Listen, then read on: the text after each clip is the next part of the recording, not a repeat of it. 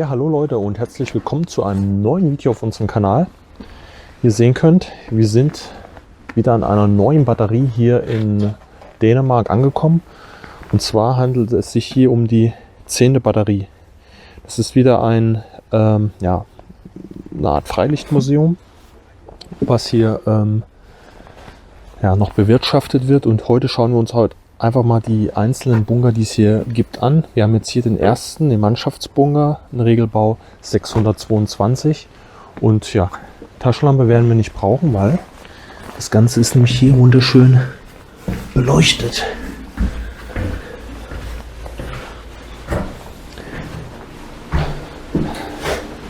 Boah. Und hier kann man noch verschiedene Fotos aus der Zeit erkennen, hier oben auf dem Leuchtturm. Ja, also viele Bunker hier drin, die sind im Prinzip mit museumsrelevanten Sachen halt ausgestellt und gezeigt. Das würden wir euch jetzt aber hier gar nicht jetzt abfilmen, weil das ist ja, sage ich mal, richtig Museum. Da ist ein bisschen blöd, dann würde ich sagen, geht ihr lieber da unten rein und guckt euch das selber an und lasst dann für das Museum noch einen Obolus da. Das hat dann eher einen Mehrwert. Wir werden uns die Außenanlagen anschauen und die Bunker draußen. Aber das alles, was so richtig museumsrelevant ist, das werden wir jetzt hier in dem Video nicht zeigen. Hier haben wir jetzt schon den ersten Bunker, den wir uns jetzt gleich mal anschauen. Da oben der Sockel, der wird höchstwahrscheinlich von einer Radaranlage gewesen sein, vielleicht so eine Art Würzburg-Riese. Und da sind so ein paar Tschechenigel drapiert. Das sind diese Hindernisse, die man mit verwendet hat. Und das zieht sich jetzt im Prinzip hier entlang. Auch wieder so, sage ich mal, in mehreren Etagen. Die Küste steigt da hier entsprechend an. Und jetzt sind hier verschiedenste Anlagen verbaut. Hier im Hintergrund ist praktisch das Museum. Und das gehört hier alles mit dazu. Aber das kann unabhängig jetzt von dem Museum frei besichtigt werden. Ihr könnt halt aber, wie gesagt, eine Spende da lassen. Genau, hier hat man jetzt so einen Radarbunker. Hier ist so eine Art wie Würzburg-Riese. Genau, ist eine Würzburg-Riese der 10. Batterie. Der war hier platziert. So, und hier geht es jetzt in den Bunker rein. Mal gucken, wenn da jetzt wieder viele museumsrelevante Sachen jetzt so ausgestellt sind. Schauen wir jetzt gleich mal, oder wir gehen auf jeden Fall jetzt einmal durch mit euch, damit ihr das mal sehen könnt. Wenn das hier überhaupt so möglich ist. Aber es ist auf jeden Fall hier unten so eine kleine Luke.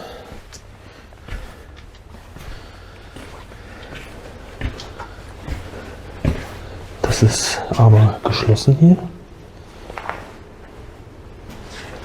Ah ja, da ist Glas drin, okay.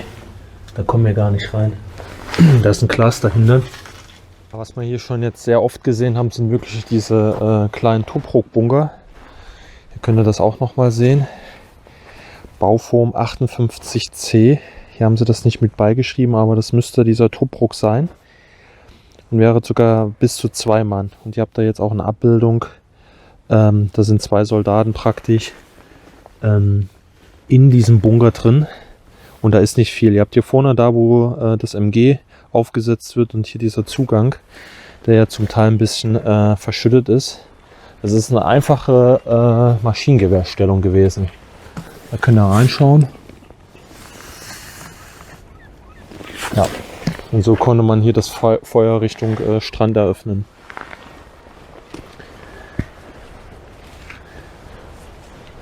Ja, also diese Abschnitte sind jetzt hier halt touristisch halt gut erschlossen. Es ist jetzt nicht so wie Richtung Norwegen hoch, wo, sage ich mal, alles noch sehr wild ist. Alles, was ab da weiter runter geht, Dänemark, Frankreich und so weiter, bis runter, das ist dann halt alles schon ja, nicht mehr in dem guten Zustand oder halt touristisch so weit erschlossen, dass es halt für jeden begehbar ist. Das heißt, solche Anlagen, da sind halt schon zum Teil die Geschütze und so weiter ausgebaut, außer man hat es jetzt als Museum deklariert. Dann ist das noch drin. Aber die meisten Anlagen, die werden dann so aussehen. Richtung Frankreich wird es dann halt sehr schlimm, weil die Anlagen dann halt auch richtig zerstört sind, also Vandalismus, besprüht und so weiter. Das ist halt von Land zu Land unterschiedlich, wie man halt damit umgeht, mit der Geschichte. Und hier kann man sich die Sachen aber noch gut anschauen.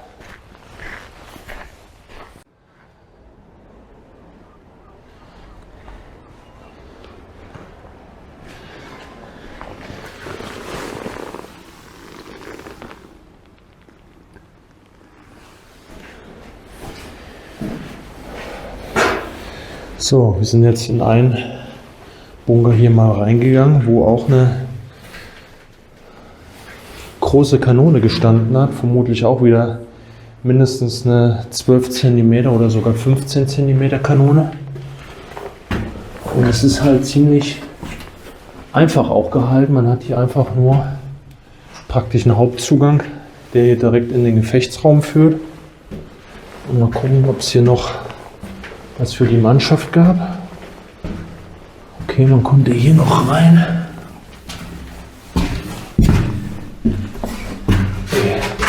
Ja. Dann kommen wir hier wieder in den Bereich, wo sich alle Mücken gesammelt haben. Nee, also der Bereich, wo dieser Tobruk gewesen ist oder ist. Praktisch noch ein Maschinengewehr. So. Ich muss hier rausgehen.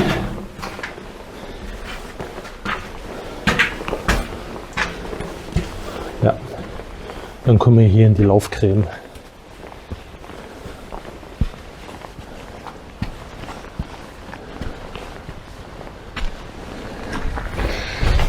Und hier an die Laufgräben sind weitere Bunker angeschlossen. Aha.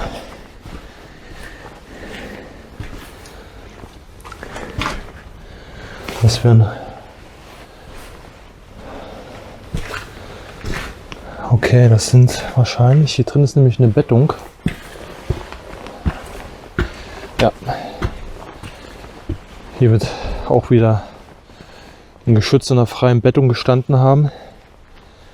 Und diese kleinen Bunker hier an der Seite sind auch Schutzbunker für die Soldaten.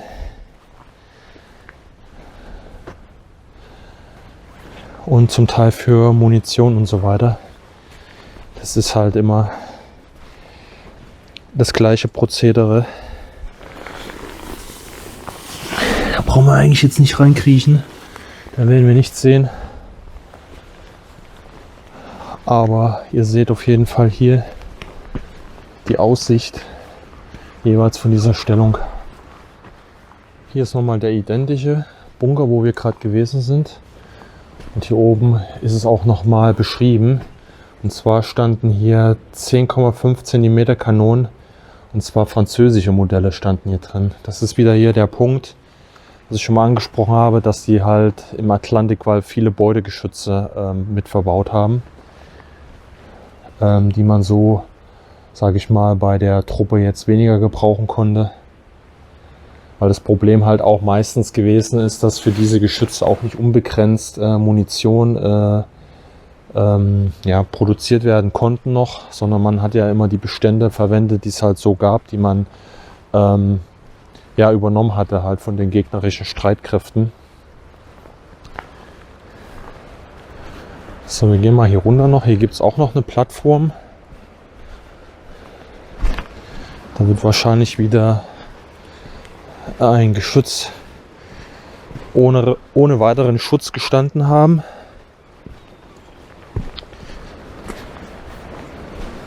Ja, das ist einfach wieder nur so eine freie, kleinere Bettung. Ja, tatsächlich offenliegende Plattform für eine französische 10,5 cm Kanone. Ja.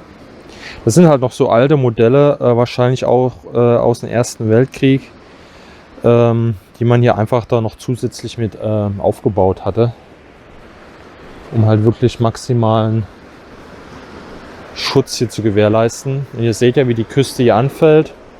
Also das steigt schon sehr stark an. Gut, über die Jahrzehnte wurde ja immer mehr Material abgetragen.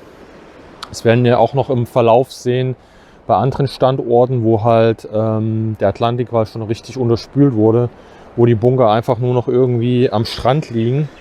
Die wurden natürlich damals nicht so gebaut. Da hinten sieht man das, glaube ich, auch noch. Da liegen einige Platten und da an der Seite, da liegt auch irgendwas drin. Das ist, glaube ich, auch so ein Indiz dafür. Das ist wohl ganz interessant, dass die auch nochmal eine 10,5 cm Kanone hier reingestellt haben. Hier ist nochmal der Tobruk. Aber irgendwie war der Zugang in einer Sanddüne. Ich weiß jetzt gerade nicht, wie das ausgesehen hat. Ob das hier darunter war.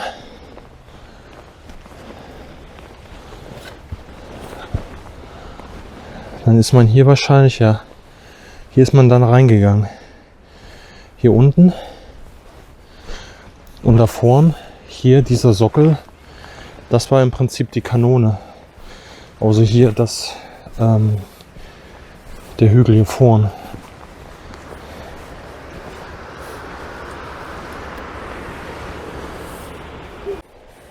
So, und was darf natürlich nicht fehlen?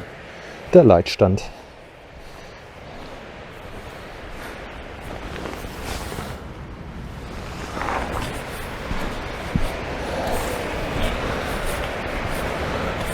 Da, wo im Prinzip die Beobachtung durchgeführt wurde und alle entsprechenden Informationen an die Geschützbatterien weitergegeben wurde. Hier unten ist der nächste Haus, sie sind alle gleich aufgebaut.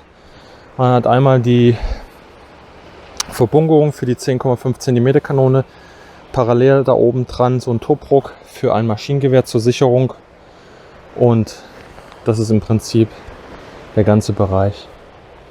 Ja gut, mal schauen, was wir hier noch so finden.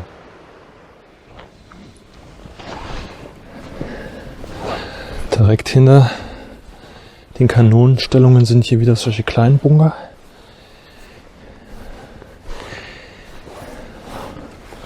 Ja, es ist wieder so ein Tobruk und höchstwahrscheinlich für die Munition mit, weil die direkt dahinter liegen.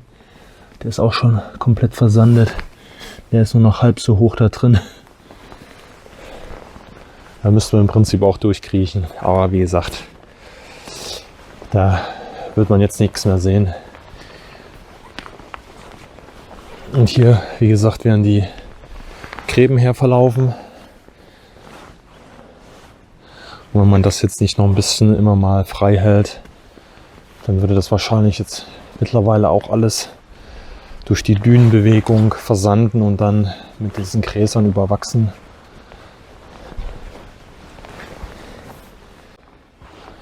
Ja, hier geht es nochmal zu einer weiteren Bettung, also nochmal ein großes Geschütz, was hier stande. Also wenn man jetzt nochmal zählt, das waren 3, 4, 5, 6 große Geschütze auf jeden Fall, die jetzt hier standen, in diesem Strandabschnitt. Und womöglich noch einige mehr. Aber hier müsste es dann auch irgendwie zu Ende sein, glaube ich. Weil hier fängt jetzt eine Hotelanlage an, da gehe ich jetzt nicht rüber. Und hier dahinter scheint ein bisschen was zu sein. Das können jetzt Mannschaftsbunker und so weiter sein. Verschiedenes. Aber das ähnelt sich jetzt halt. Deshalb werden wir jetzt uns nicht alles im Detail angucken. Ihr könnt es jetzt hier erkennen. Das ist immer wieder der gleiche Aufbau.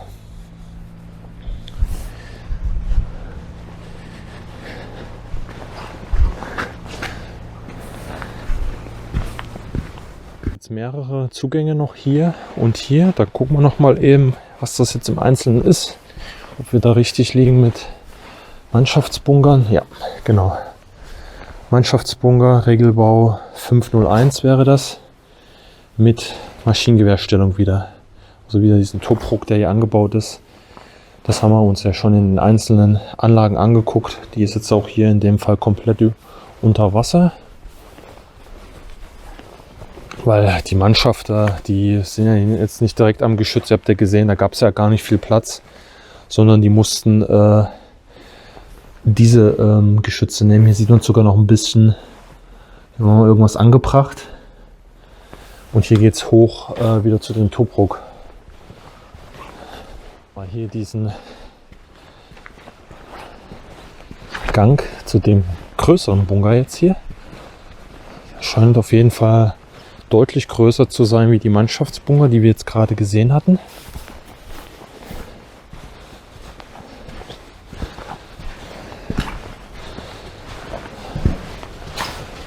Munitionsbunker ist das hier. Okay, da haben wir den jetzt also.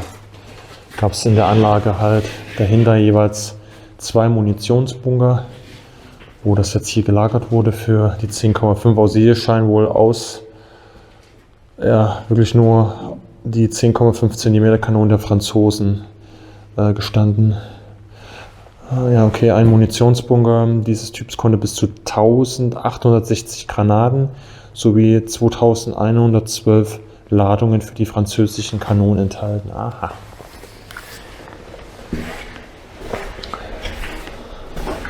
Oh, jetzt muss ich erst nochmal die Lampe rausholen. Ja, wir können sehen, es ist im Prinzip nur ein Raum, der jetzt hier mit einer Stahltür gesichert wurde. Das gleiche hier. Dann geht es da noch durch. Und da wurde halt nur die Munition gelagert. Ihr könnt euch das einmal anschauen. Wir hatten ein Video gemacht am Atlantikwall in Belgien. Ostende hieß die Anlage. Und da war das auch alles noch mit diesen Granatkoffern und Hülsen und so weiter gezeigt. Dann könnt ihr ja da noch mal reinschauen. Dann seht ihr, wie das hier im Prinzip da drin ausgesehen hat.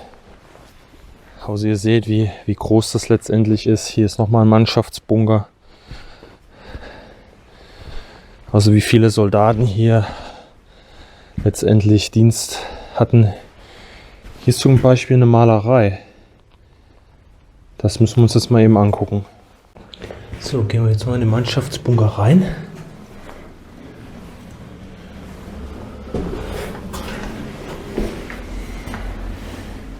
Auch wieder 2 Eingänge, außer ihr seht, es ist das gleiche System, der Regelbau wieder. Hier nochmal für die Nahverteidigung. Und hier ist sogar noch eine Zeichnung aus der Zeit. Jederzeit kampfbereit.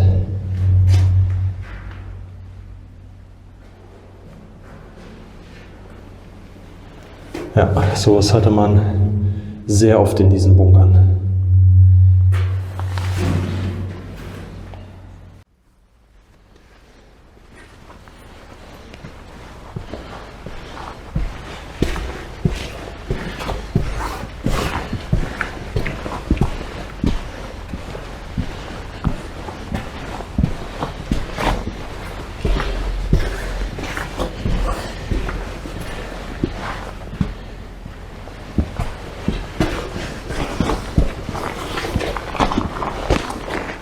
Wir können erkennen, hier überall sind weitere Bunker an den Gräben angeschlossen. Das geht hier durch. Das ist aber halt im Prinzip größtenteils alles Munitionsbunker oder Mannschaftsbunker. Die sind halt alle gleich aufgebaut.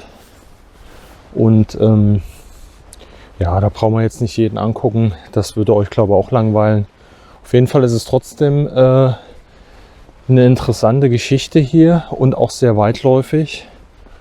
Und ist auf jeden Fall empfehlenswert für alle, die mit dem Atlantikwall noch keine Berührung hatten, noch nichts groß gesehen haben. Auf jeden Fall eine gute Anlaufstelle, gekoppelt mit dem Museum, sich dann hier was anzuschauen, definitiv. Ja, also ihr seht hier geht es dann halt wieder in einem Bunker. Also das ist hier echt durchsetzt von Bunkern und Gräben. Aber wie gesagt, ja, das ist jetzt wieder so ein Mannschaftsbunker oder Munitionsbunker. Munitionsbunker, genau. Wieder die 134 Regelbau, 2 Zugänge für die Munition, weil diese ganzen Kanonen, die hier standen, brauchten ja auch entsprechend Munition. So, und das soll es eigentlich mit dem Video sein. Wir werden euch hier noch ein paar Informationen einblenden dazu und ein paar Fotos, wenn wir noch was gefunden haben, damit ihr euch das noch ein bisschen besser vorstellen könnt. Und dann würde ich sagen, schaltet ein. Bis zum nächsten Mal. Daumen nach oben, wer Lust hat, und einen Kommentar. Da freuen wir uns. Und ja, viel Spaß.